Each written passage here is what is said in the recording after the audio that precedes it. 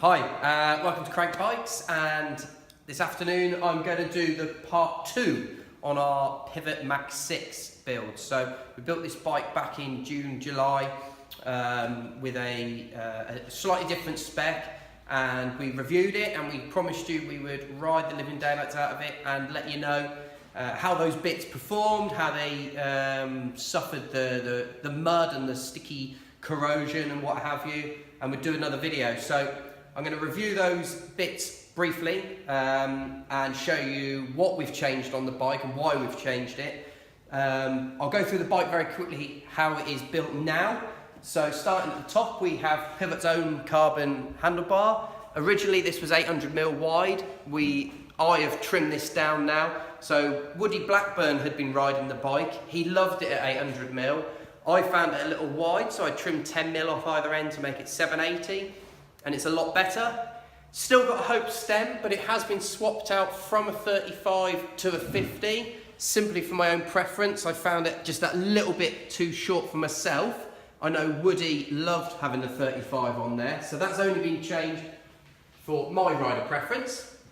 It's still got the original stainless steel pivot headset bearings in there. I have swapped out the fork, checked the bearings, and this bike's been ridden now for 8 or 9 months. We've never pulled the bearings out of it, and they are still silky smooth. So I'm really pleased with these headset bearings.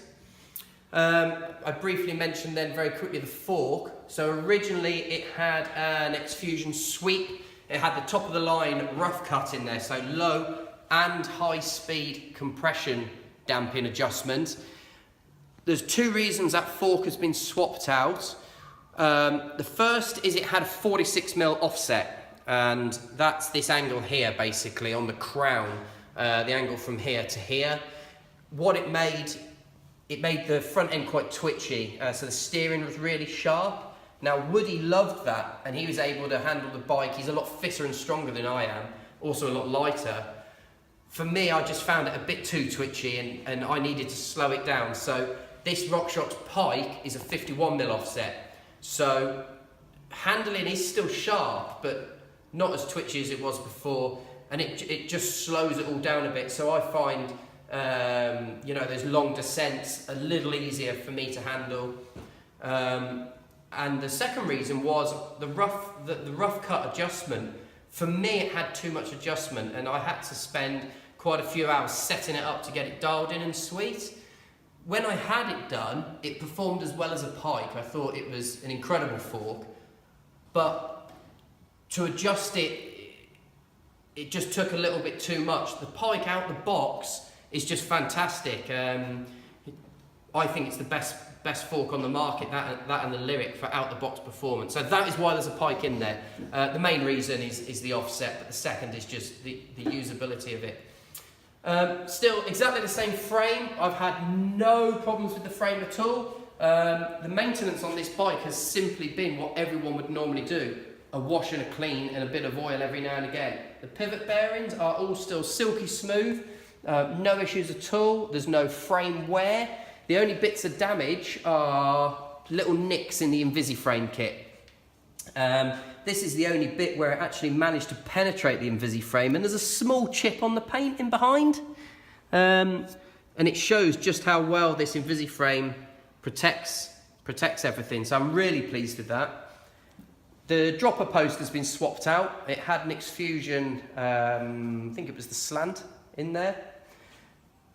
I've swapped that one out. The X-Fusion dropper was suffering with a little bit of corrosion inside on the pivot, and I was having to pull it out the bike every 3 months and clean it up and re-grease it for Woody. And we'd also, this is just simply a brand X dropper that we were offered by one of the distributors, and the online reviews have been fantastic. I was very cautious because it's dirt cheap. It's £140, and we all know just how unreliable a £140 dropper can be. You've only got to look at the ones from Rally, the RSP branded ones, to see that with the nose plate. They're horrific. So we stuck one in the bike to see how it's gone, and actually it's performing really, really well. There's no nose play on the front of the saddle. It goes up and down brilliantly. So we're super pleased with these droppers. I probably will swap this out for a reverb at some point though. The brakes are still the TRP Quad EMs. They're, quite frankly, the best brakes I've ever used. So they're slightly heavier. They don't have that look, you know, the lever just looks quite plain and bulky. So Hope brakes, so I mean, they look amazing, they perform well, but I will not swap these out. The power, the modulation is just incredible. If you've never even considered them, put them on your list next time you're building a bike. They are superb. The hubs are still the same Hope Pro 4 hubs. The only thing I've swapped out now are, we took the Tech Enduro rims out and put some Stance flows in. The Tech Enduros are in perfect condition. They've not got any dings, no dents, buckles, they were true.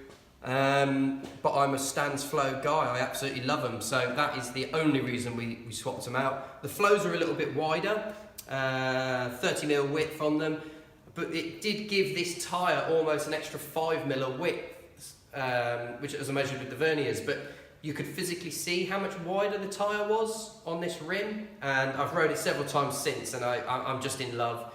And I did fit black nipples just to create that completely stealthy Batman feel and look to it, and you can see we've put the stealth graphics on the rims as well.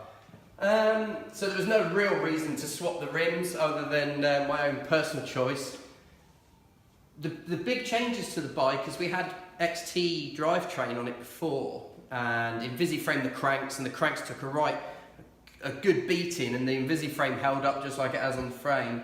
The only issue we had was the XT shifter was really suffering, and we were having to strip it quite often to clean it out, and that's the first time that's ever actually happened to me on any of my bikes with the XT stuff, to the point where I did actually replace the shifter earlier this year because we just couldn't get to the bottom of why it was sticking, so we replaced that.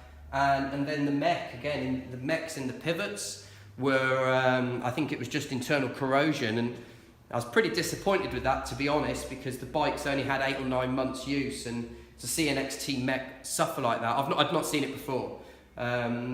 So when our Box 1, we had a couple of these Box 1 11-speed group sets on order for months and months. I've decided to fit this now, and it gives us a good opportunity to see how this is going to perform. So I wouldn't say Box 1 is an upgrade over SRAM or Shimano, but I think it's a genuine option now. So if you're looking at custom build bikes, it was always SRAM or XT or Shimano XTR, and now you've got this one in here. I think the benefits to this is we are told this mech will work off any shifter. So they promise us that if you're SRAM shifter or Shimano shifter, this mech will work. We're going to do a separate review on Box 1, which we will confirm that. The group set includes KMC chain. Everyone knows what I think of Shimano chains, so I'm over the moon with the KMC chain. And the cassette is 1146. It's branded as a Box 1 cassette. I believe it's actually made by Sunrace, and it fits a Shimano free hub. So those of you guys still running your Shimano free hub, that'll slide straight on. And this Box 1 cassette will run with your XT or SLX 1x11 setup as well. So if you're interested in a wider range of gears, give us a shout. We keep these on the shelf. The shifter, there is another video on our YouTube channel you'll be able to see. The shifter is this push-push, and unlike SRAM and Shimano, of course they've had to come up with a different shifter because of patents. There's only one arm, so you push with your thumb like you do on SRAM or Shimano, and then to shift down you actually push it in on the arm. So that's the way it operates. It's a really natural feeling operation actually, and you're welcome to come in the shop and give it a squeeze and a push to see how you think that works, to be honest, because it's so different to what we've seen already. So we're going to run the Box 1 and see how we get on. The only other change to add was bottom bracket obviously wore out. I think 8 months of use goes without saying that a press fit Shimano XT BB is going to wear out. We now have a Hope stainless one in there, so that's going to last for probably a year and a day. And with the box one, I thought, why not go for the Hope crank set? And I have also fitted the new spiderless oval chainring. I'll give that a spin, you can have a look.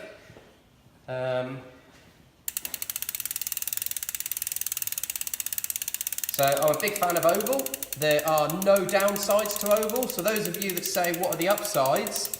And those of you that say, it makes no difference, there are no downsides. So when you wear out and you need a new chainring, give oval a go. Personally, I felt a difference. I would have been very critical of oval until I'd rode with it, and I think it takes this surging feeling, especially on the climbs when you feel like you're pump. It takes that surging feeling away, and I have oval on all of my bikes now.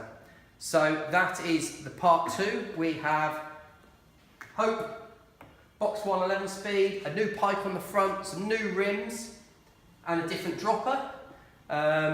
No real reasons for those changes other than the little ones I said about, the offset up here and the XT Mach starting to fail. Check out our other videos because the box 1 review is going to be a bit more in depth, and pop in and have a look at the bike.